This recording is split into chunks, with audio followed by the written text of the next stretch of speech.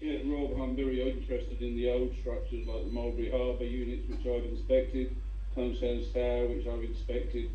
Tonguesands Tower, particularly, is old concrete with coarse cement, which continues to hydrate. Very low quality concrete, 30 MPa. When we inspected it, we took the cores.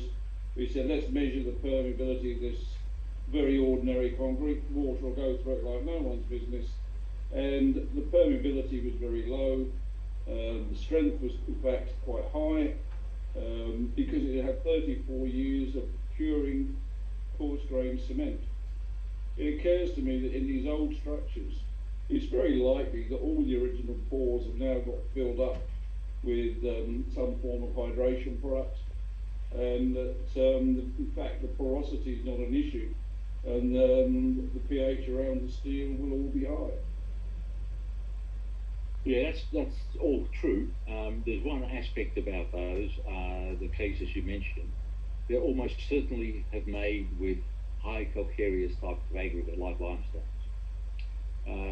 The whole of the southeast coast of the UK, or the southeast area of the UK, and much of France, or the Channel part of France, Belgium, and so on. There's an incredible amount of limestone there, and you can see it in the White Cliffs of Dover. And we have shown,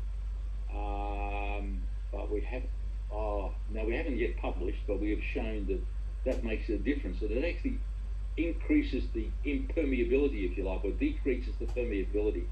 And that, there's also some very old work related to that. Just trying to think of the name of the guy, but he showed that the interaction between limestone and the cement type products, let's put it that way, there's a much better bonding between things like limestones than other aggregates.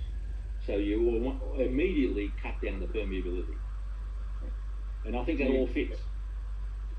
The transition zones are a lot better as well. Yeah, absolutely.